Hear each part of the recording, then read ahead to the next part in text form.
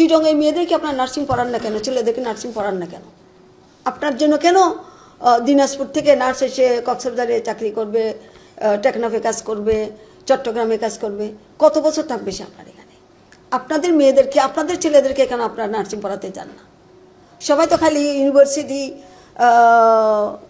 General লাইনে পড়াচ্ছেন, এইসব লাইনে দিচ্ছেন না কেন? এখানে তো দিলেই চাকরি।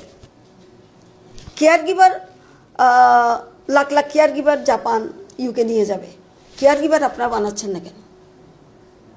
সবাই খালি চাকরি খোঁজে। কিসের চাকরি খোঁজে? এইটাই তো ভোকেশনাল ট্রেনিং। এই কাজটা শেখান, বাইরে পাঠান। কতদিন আর হাতের মধ্যে শাড়ি নাসলা বাঁধিয়ে রাখবে? কাজে আপনারা নার্স পাবেন না যতক্ষণ পর্যন্ত আপনারা নিজেরা নিজেদের মেয়েদেরকে, নিজেদের ছেলেদেরকে নার্স না বানাবেন।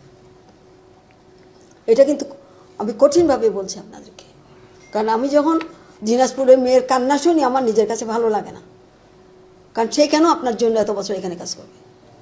আপনারা কনজারভেটিভ হয়ে থাকবেন, আপনাদের মেয়েদেরকে আপনারা ছাড়বেন না, আপনাদের ছেলেদেরকে আপনার, এটা প্রেস্টিজে লাগে। কেন নার্সের কাজটা কি প্রেস্টিজে লাগার মতন কাজ? তাহলে কেন আমরা দিচ্ছি না? আমরা ডাক্তার বানাচ্ছি, 70% মহিলা ডাক্তার হয়ে গেছে। পেরিফেরি থেকে যাবে, মেয়েরা তো পেরিফেরিতে যাচ্ছে না।